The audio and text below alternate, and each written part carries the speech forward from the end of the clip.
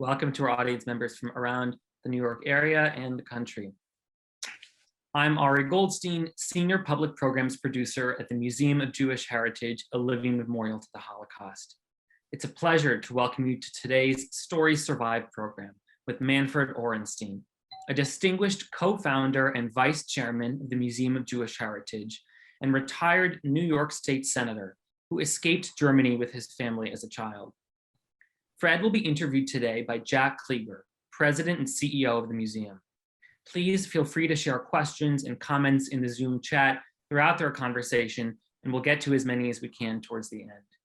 Without further ado, welcome, Fred. Thank you for sharing your story with us today. Jack, feel free to get started. Thank you, Ari, for that introduction, and thank you, Fred, so much for joining us today and for being our guest speaker. So the Museum of Jewish Heritage owes a tremendous debt to you, Fred, for having been one of the founders and for leading the effort to create a Holocaust exhibit and resource center many years ago, starting with the New York State Museum effort for Albany, and then as early as the 80s, making this effort to create a living memorial to the Holocaust and a place of remembrance and education. But what I'd like to talk to you about today is your earlier history and how you came to being not only a New York State Senator, but one of the founders of this institution. You were born in 1925 in Germany. Your father, Marcus Ohrenstein, was a religious man in Germany, was a member of the Chavre Kadisha in Mannheim, and then you and your family left Germany just before Kristallnacht in 1938. Your father had gone a separate way, so you and your mother and sister were then got through various ways, Cologne and different places, and wound up in London, where you reunited with your dad. And then you made your way to the United States in 1938. So you're really an immigrant and someone who came here without English as a language. And for those of you who aren't familiar with you, as soon as you start speaking, we'll see that you really don't have an accent. So I'd like to start by asking you, Fred, what was it like to come here as a 13-year-old boy on the eve of the war after having experienced all you did? And then how come you speak English so beautifully? Well, let me answer the second question first. When I came, even though I was still a young boy, I was determined to become an American. I didn't want to be another refugee. I was a refugee. I'm not any ashamed of that. On the contrary, I was proud that my father and mother were able to successfully escape for everybody. My parents, my older brother, and my older sister. We were all in one way or another being able to escape, and it was because of the foresight of my father. So coming here at this early time, or at this crucial time, just before Kristallnacht, was almost a miracle. The longer I look in retrospect at this, I marvel at the good fortune that I and my family had of being able literally to escape the worst fate by a number of weeks. I believe we actually came to London about 4 or 5 days before Kristallnacht. I remember being in London as a young boy in Kristallnacht and hearing what the Nazis were doing in Germany, including the destruction of my father's business, former business, and so all in all, I have always, in retrospect, I've become to realize just how fortunate I was, and many other members of my family, including my father and mother, and it was a miracle. And you spoke German when you came to the United States. And I learned to speak English during the last few years in Mannheim. I was in the public school, but it was a Jewish public school. It was a segregated public school. And that public school had the wisdom of teaching us young children English in contemplation of the fact that we may be emigrating at some point during that period. But when you came to the United States, did you make a concerted effort to speak English even better with no accent or anything like that? Absolutely. As I said, I had from the beginning in my mind that what I wanted to be is an American. My refugee status was my refugee status, but I wanted to become part of the American scene as quickly and as totally as I could. And part of that was to speak English and to speak American English. As a matter of fact, what I'm really proud of is that I speak a bit of Brooklynese English, which is what I acquired because when I learned how to speak English, I lived in Brownsville, Brooklyn. And I'm very proud of that genesis. I know I've traveled a far way from that, but I have never forgotten it. Fred, I have to tell you that it's not hard for people to understand you come from Brooklyn as soon as you open your mouth. And I'm saying that, as a proud Brooklyn boy who also lived in Brownsville and Crown Heights. So what I want to get to also is the fact that you chose a life of public service. Many people came here surviving as refugees and decided to go into whatever they could, business or whatever, but you chose to become first a lawyer and then went into public service. Did you feel a sense of responsibility to do that? It wasn't so much responsibility as a real desire. I wanted to become a leader in American life. Because to me, becoming an American the way I did, having the fortune, despite some of the disagreements I had with my in our religious practices with my father and some of my family, we acted together as a family. I had an older brother who was 13 years older than me, who went to Israel, came back to the United States. I had a sister who was 10 years my senior, also ended up in Israel, but also came back to the United States. And I was on a religious basis, I was a modern Jew in my opinion, but I was always a Jew. My identification with Jewishness and Israel is more on the geopolitical sense rather than on the religious sense. But I respect the religious views of my parents, even though I became I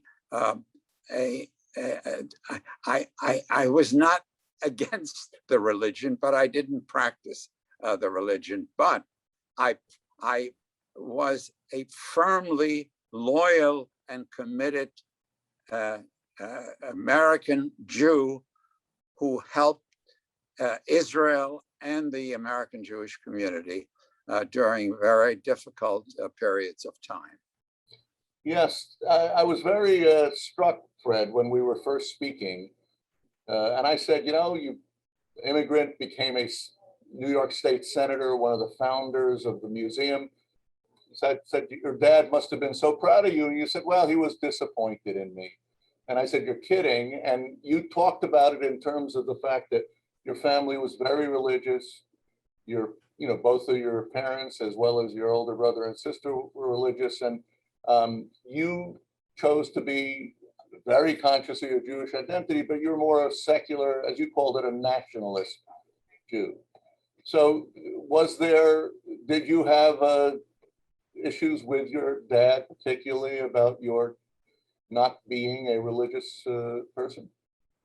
Very much so, but I have to say that I am so proud of my family that despite these serious differences of opinion, my father was a very, very religious, dedicated Jew.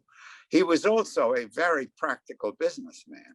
And I inherited the practical aspects of his life from him. We came to have different views about the religion. I was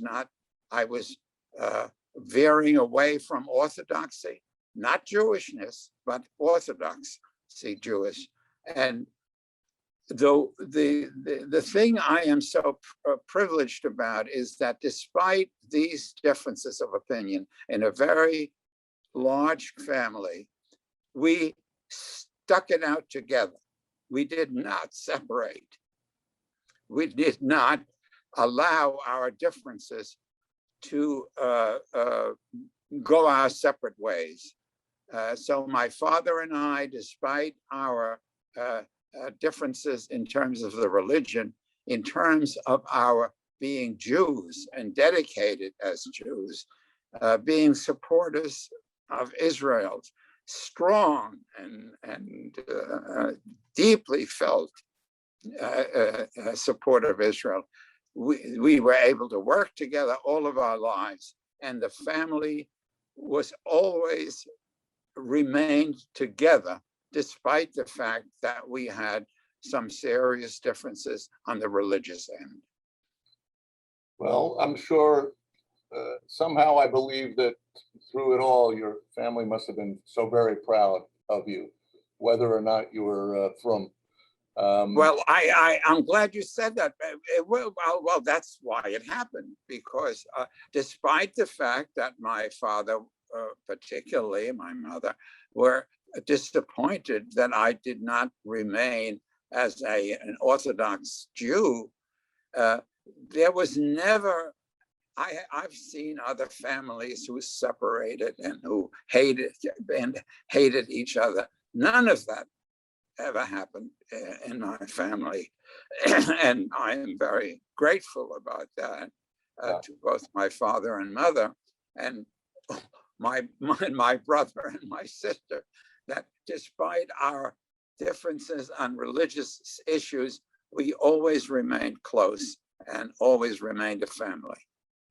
And as you described, your father, beyond being just a religious man and a practical man, was really the sort of hero of how you and your family were able to escape from Germany. It was a very difficult process, but he was he had great foresight, didn't he? Yes, well, it was very dramatic. Sometime in 1938, I don't remember just when. I remember being waken up in the middle of the night and being told my father was there, being told my father was leaving, and that he was going to try to escape from Germany. And this all happened in the middle of the night. And and from there, was the beginning of our joint exodus. But my father left, smuggled himself into Belgium, where he hid out for several months until it came time for us to join him, literally in about a week before Kristallnacht, on our way to London. So his plan was always to get out first to a safer place and then bring out the family. He thought Well, he left because he was certain he was about to be arrested and put into a concentration camp. So he left in the middle of the night to escape. And I have to say that was a hallmark in our family. We were so lucky, so much luckier than so many other Jews who stayed a little while longer and then got wrapped up in the Holocaust. We literally were able to escape within days before Kristallnacht. And I give credit to that to my father and his planning, and my mother and their planning. And as a family, we have done extraordinarily well despite these terrible things that happened to us. So let me flash forward a little, Fred. After you came to the United States, you had a successful career as a lawyer and a member of the state Senate. But then in the early 80s, you chose to move on the subject of a Holocaust memorial. What was your motivation? What made you feel that you needed to make that effort? Was there?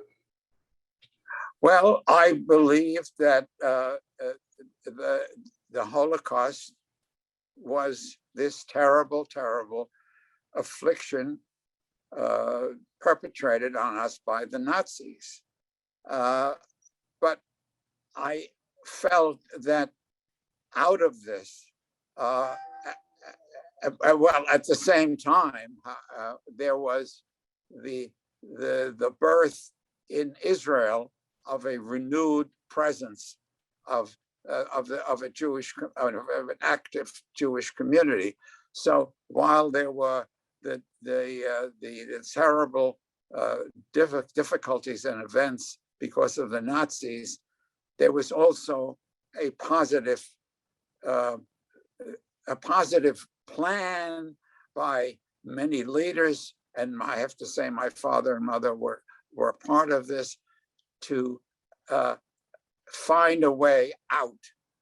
And we found the way out, as I said before, literally about 4 or 5 days before Kristallnacht, because the one thing I remember very clearly is being in London on Kristallnacht and worrying about what was happening in Mannheim, which we learned about in subsequent days. And also, I began to appreciate how lucky we as a family, my father had been able to escape, my mother and I and my grandmother were able to escape. Other parts of the family, one of my uncles and one of my other grandmother fell victim to the Holocaust, and we have never known what has happened to them. All we know is they were there at the worst time and were lost.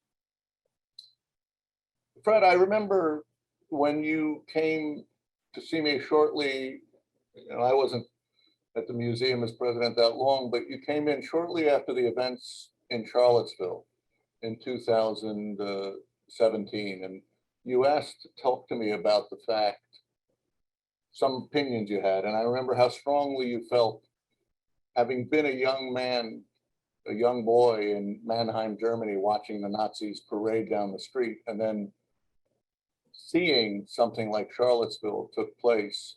You said it had a chilling effect on you, and that you felt very strongly about the need to speak out on that.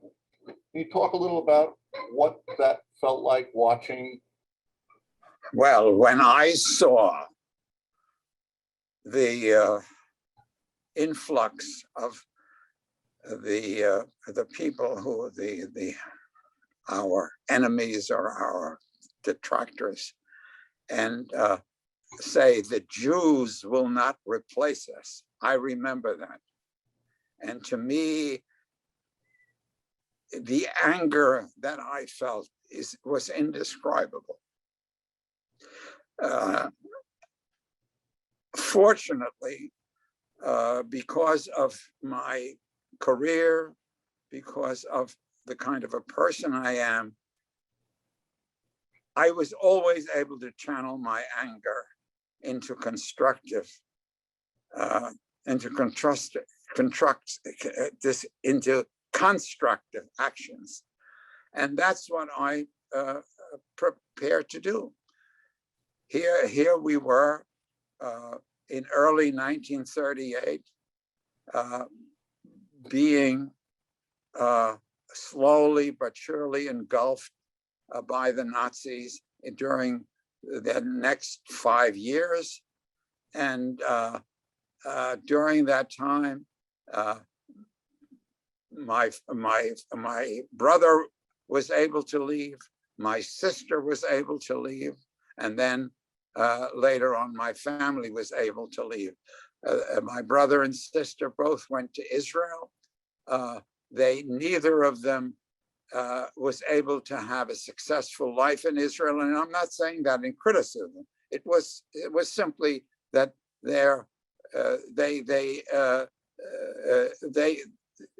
they realized while they were in Israel that this was not the place where they wanted to spend the rest of their life.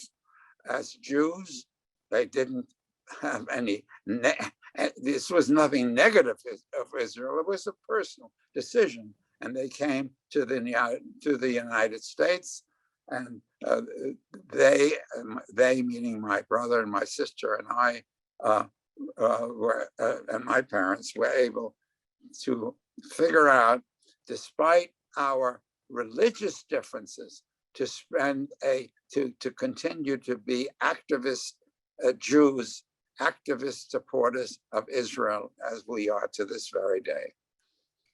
You know, Fred, there is an image in my head of sitting and talking to you in the boardroom when you came in after Charlottesville, sitting there and watching you talk with the Statue of Liberty behind you, and you're saying, we couldn't say anything in Mannheim when I was a kid.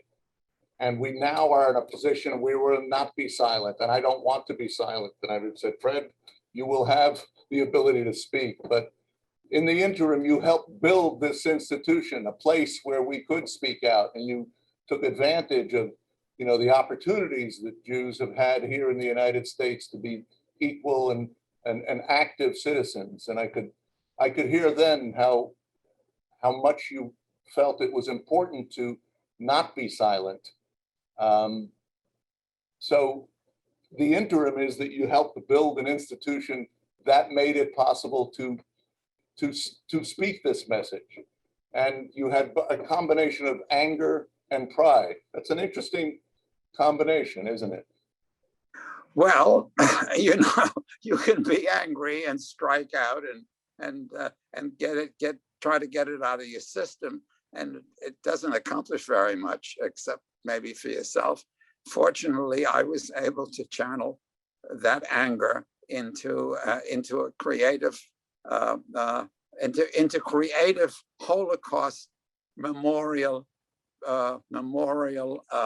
activities, which fortunately for me and all of us colleagues at the museum, which ended up these memorials in a sort of a complicated multi-year effort, ended up in the creation of the museum of the museum of the Holocaust, what I call the Holocaust Museum, and I am very proud of it.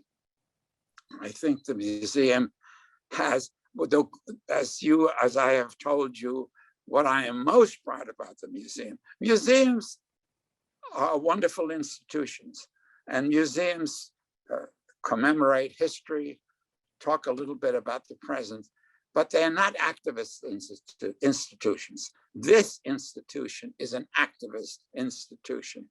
And I would not have been able to continue in it if it weren't that. I was and am so privileged to be able to be part of a group of people who can memorialize the Holocaust and then use that as activists activist presentation in the life of Jews in the United States and in Israel. If anything, my only frustration is that we have not been able to translate our joint efforts in as good a way to the rest of the Jewish community. There's always people who are not quite on top of what needs to be done, and we continue to show the way.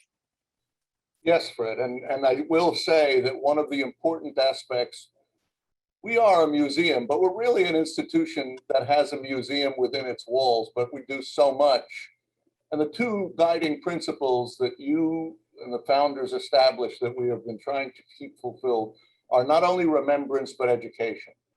Not only what happened, but what to learn. But it's not only education, it's also activism. Absolutely. And all of those points are not only reminded by the board, but very actively promoted, which we're very pleased and proud to do. Is this what you had hoped for when you the founders of the museum started it? What did you hope would happen down the line? What did you think would be the effect of creating the museum and its mission?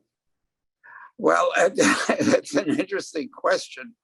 I don't know how much we had in mind what would happen in the ensuing years. All I know is what we did. Yeah. And what we did collectively,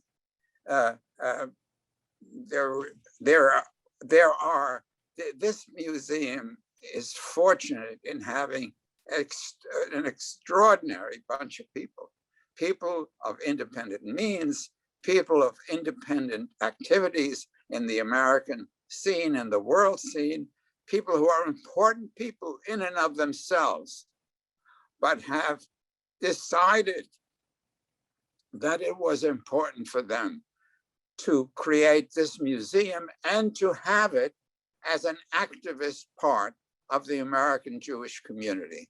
And that's what we've done. And that's what we continue to do. Sometimes we're a little controversial, but what's wrong with that? Out of that kind of controversy, a lot of good things happen. Absolutely. We want to create what John Lewis called good trouble. I love that. Yeah. So Fred, we are now entering the 25th year, or soon the 25th year of the museum and its existence, and a long tradition in the Jewish religion and the Jewish people is generation to generation, and we are handing over to the next generation of leadership, of members, of audience, the idea of this institution, and that we want to push forth the idea of remembrance, education, and activism, as you say. Many of the people we're involving and engaging in the museum are actually the third and the fourth generation of survivors. Do you have anything that concerns you about the path of where we are heading, either societally or something that you think is an issue that we should really address? I guess one of the questions I'm trying to talk about is, we have a lot of controversy about the subject of immigration. You're an immigrant, and you came here to a place that opened its doors to a very needy family. How do you feel about the discussions today that are going on around immigration? Well, I was, and if I get something somewhat political, so be it. I have to say I was very concerned until the election of Joe Biden. Under the Republican Party's leadership, the Republican Party, and I was the Democratic leader of the Senate, which was a minority leader. We had a a Republican leader from Binghamton, New York, who was a wonderful gentleman. We worked very closely together, despite the fact that we were of opposite political views. He was a Republican, I was a Democrat, but we were able to work together and do things together. And that's the model that I see. I'm concerned about that. I am concerned that political differences undermine what our mission as Americans should be. And that is work that has to be done every day, every week, every month, and every year, because there are always forces which push us into doing mean and demeaning things, both in the Democratic Party and the Republican Party. And it is up to people like myself and others in the Democratic and Republican Party to know what our legitimate political differences in terms of who the leaders should be and how those leaders should comport themselves.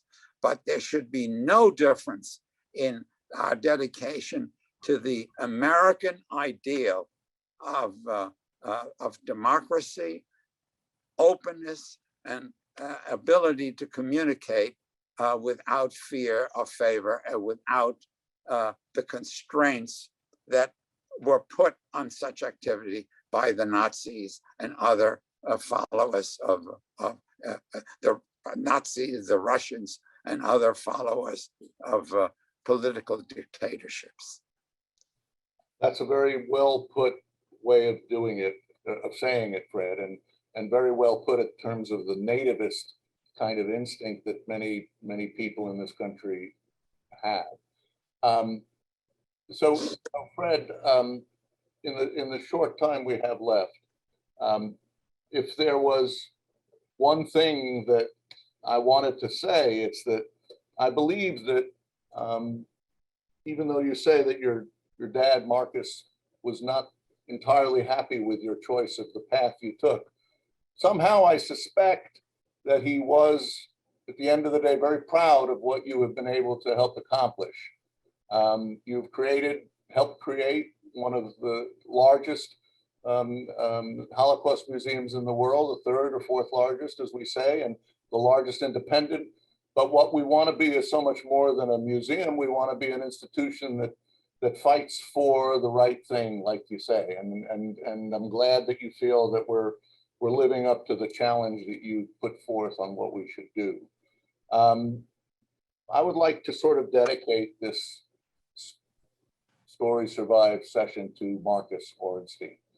I think that what he begat, namely Manfred Ohrenstein, helped create this institution.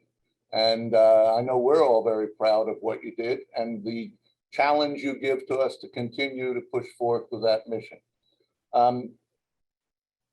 Fred, you're 95 years old. And it's really fascinating to hear you talk, because you're young of mind, young of spirit, if not quite young of limb. But I expect to be around for a while. That's a fine deal, and we'll be glad to do it. Is there anything else you'd like to talk about from your early years? I mean, do you remember much about Mannheim? I do, as a matter of fact, and it really amazes me how much I do remember. I remember, for instance, very dramatically, in the early months of 1938, being aware of the fact that there was a political change in Germany, and that we were being taken over by that there was a dictatorial stream of activity which was taking place and which had to concern Jews, Jews in particular. And how I knew this at the age of 13, I don't know. the only thing I know. And this is what I have said to you retrospectively. My father and I had serious issues around the religion. But it turns out that despite that, he never allowed those differences to create a split in the family that was that was a permanent disruption. We somehow learned how to talk to each other respectfully and how to respect each other. Particularly, it took me a while to understand that despite the fact that my father was upset with me because of the fact that I did not continue to be an Orthodox Jew, he made it possible and helped me and my family to continue to work together on building a business, which he built, and which I did not give him enough credit for over the years. One of the things I would wish most, if I could talk to my father one time and tell him how much I appreciate his wisdom. But as we know, when religious differences intervene in our lives, sometimes on both sides, there's a certain amount of obstinacy and blindness. I'm glad to say that while there were periods when those issues existed, in the long term, my family was able to work together and still works together. I'm grateful for that. And in retrospect, give my father a great deal of credit for it, because he was a very Orthodox Jew. He was, the religion meant everything to him. And seeing myself stray from that was very painful to him. Yeah. But he never cut me off. Yeah. And he never allowed the family to split. Well, Fred, you know, your father sounds like he was not only a very religious man, but he had also what we call a lot of sechel. A lot of. Well, he was a practical, as I said to you, he was also a very good businessman. Yeah. And that's a part I inherited. Yeah, it sounds like you inherited a little bit of sechel too, Fred. So I want to thank you, Fred, for sharing so many aspects of your story, about your family, about your coming here, 13 in the shadow of war, having experienced so much, and having been able to make such a tremendous contribution to, you know, the state, the city, and to be a founding member of the creation of this institution. We hope we're doing you proud. We know that you have expectations for us to continue to move into the next generation of being a voice for those who now have a voice that could not speak in other parts of the world and other times. So we wear that responsibility very strongly. And thank you for putting that mantle on our shoulders and for creating the platform with which we can do it.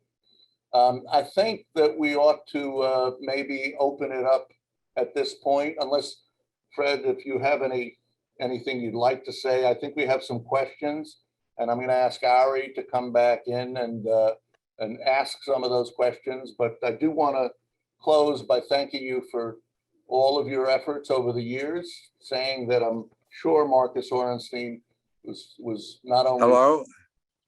I'm sure Marcus is proud of your efforts. So hello? We seem to have lost each other. I think you froze, Fred, but I think I'm going back to Ari. Ari? Yes. Hello. Hello, everyone. Jack, I'm going to put the photos on the screen and see if I can assist Fred's iPad. So why don't maybe you walk us through what we're seeing? And sure. Why don't you work on Fred's iPad and we can look at some of these photos that we found from Ari. here we go. This is a photograph of the Chevra Kadisha group in Mannheim in 1925.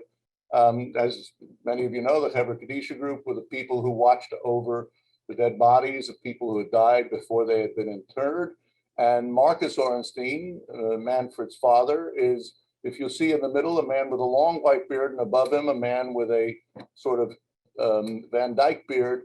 To his left on our screen is Marcus Ohrenstein wearing the tie and the high collar and having that little mustache, and who, if you'll all look, has a striking resemblance to Manfred Ohrenstein. He's on the top row, the seventh from the left, next to the man with the Van Dyke beard. But an amazing, I mean, he looks like Fred Ohrenstein with dark hair.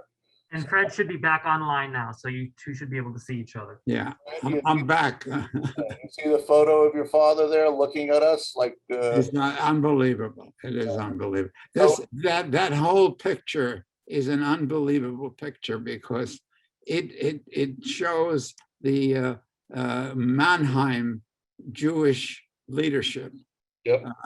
Of which I was very, very conscious. And I have to say, in retrospect, this, as you can see, was a very orthodox group of people, by and large. But they were also practical business people, by and large. And they were able to combine that. And for whatever reason, it impelled me to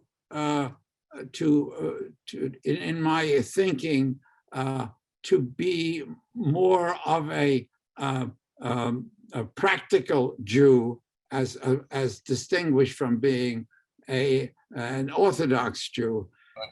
The fact is that we were able to continue working together, and they allowed that, and I wanted that, and we have succeeded.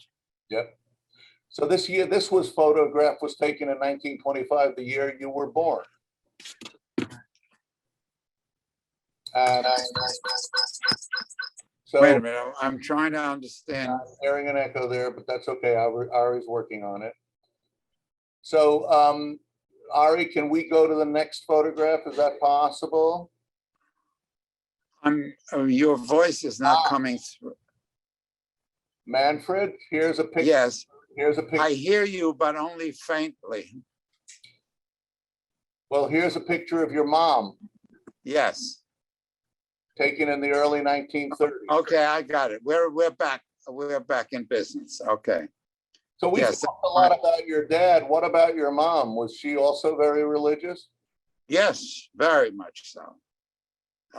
We were a very Orthodox family. We were, and to this day, I'm not clear why I veered from that, and I'm not unhappy about it. I'm happy about it. As a matter of fact, I feel I've been able to accomplish a great deal, but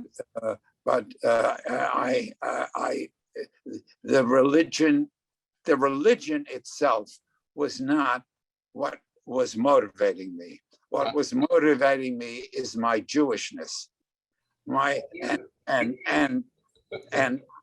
And one of these days I may write an article or a book about the fact that Israel started, the nation of Israel started in the years somewhere around 2010, before the Common Era, for over 4,000 years ago. And that we started as a country that was organized way back 4,000 years ago. And we lost that existence for all a variety of reasons during the ensuing decades and millennia. But we're back, and Israel is back. And the Jewish existence, not only as a religion, but as a political entity and a political force, is there I think Israel is now one of the most important countries in the world, in a very controversial area, but it is functioning as an outpost of modern civilization. And I am very, very proud of that, and I will continue to support that. That's great, Fred. Well said. And so here's a picture of little Fred Ohrenstein in the late 20s. I think that Yes, I see that. probably a Purim outfit or something. And you even had the stick then, telling. Well, I said I seem to be looking at something very quizzically. I'm wondering what was preoccupying me, but it sounds like me. I'm just, hey, what is it? I'm asking, what is this all about? Tell me. Even then you were an activist. Yeah. There's your parents taken in the 60s after they were here for a while. That looks like it was at a wedding or a bar mitzvah. I believe so. Yeah, that was somebody's wedding. Well, I don't remember there's a shot of you with Eleanor Roosevelt in New York. Well, the fact that as a result of my political activities, and the gentleman on the right side was at that point a member of the assembly. I forget his name for a minute.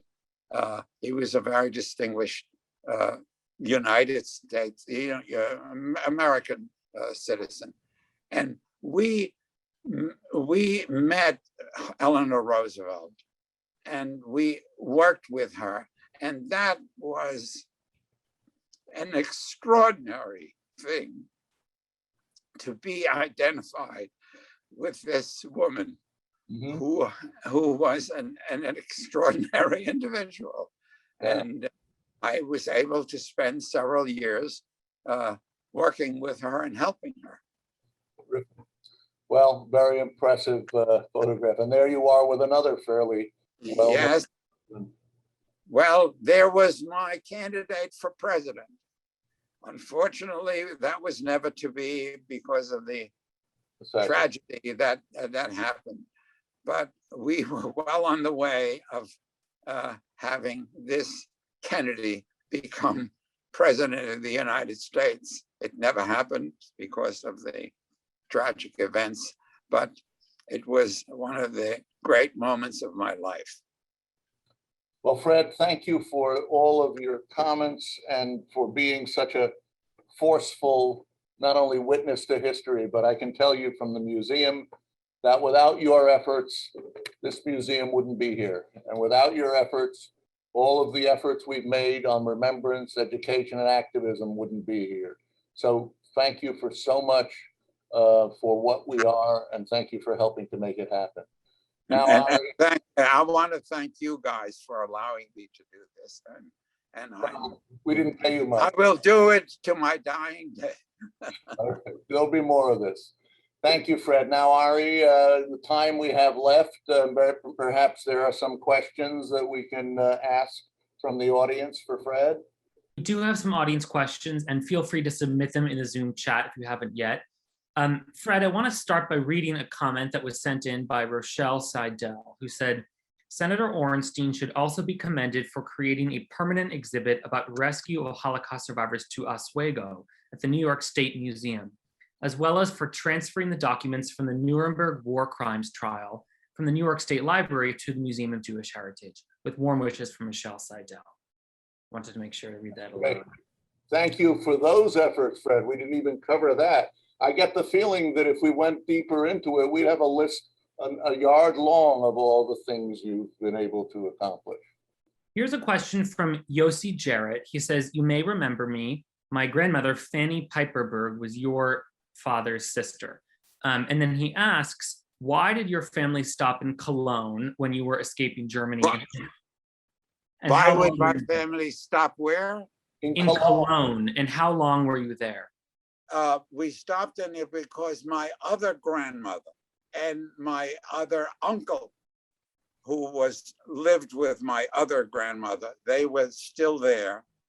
And fortunately, and we stopped by to say our goodbyes because we were literally on the way to England and on the way later on to the United States. And so we stopped by to say them. Fortunately, they continued to stay and they got lost, and we have never been able to figure out what happened to them. We obviously fear the worst because we lost any sign of them in the ensuing years. Holocaust, in the Holocaust years. Now, there's another question here about whether some of your extended family went to South America, and if you know why they went or if you stayed in touch.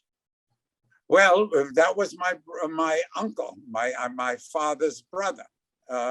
He was of a different mind. He went there.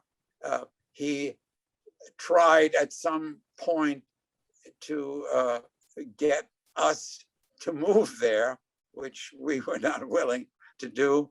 He came to the United States once in a while, but he was my father's brother, and someone who we were just in touch with him. We were not very close.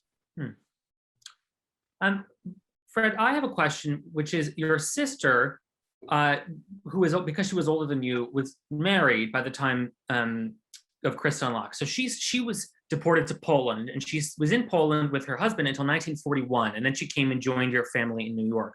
Did she identify as a Holocaust survivor? And you don't quite identify as a survivor, right? But you would.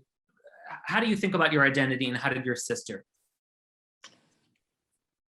I must say I'm trying to figure out that I'm not having much luck and remembering exactly how that happened.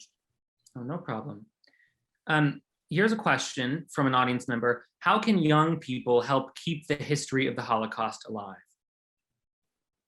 Well, that's easy. Get involved, because get involved in Jewish activities. We have an extraordinary Jewish community in the United States. Some of it is very wealthy. A lot of people of modest incomes who are dedicated. So I think the Jewish community in this country really deserves a lot of credit. We have people with all kinds of different viewpoints with regard to their religion, but for the most part, not with regard to Israel. And one of the hallmarks of American Jewish life is the support of Israel. There are all these questions about doing loyalties. That's a bunch of BS. There are loyalties, and one can be loyal to many things without negating other parts of their loyalties. We are Americans. We are active Americans in very many institutions. We are also very dedicated to the state of Israel.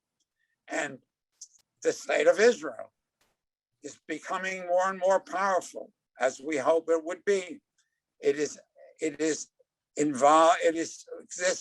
in a very difficult area politically, in a country which is split between Israel and the Muslim countries.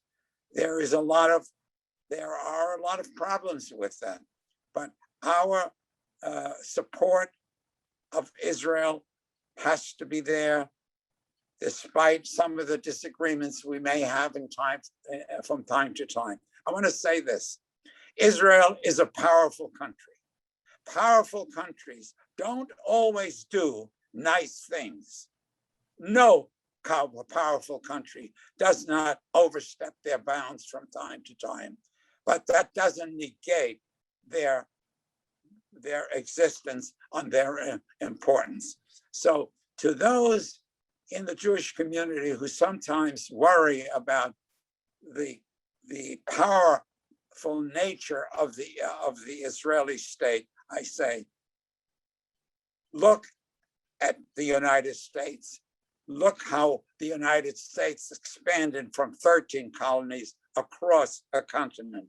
Look at Israel, staying in a controversial area, but building positively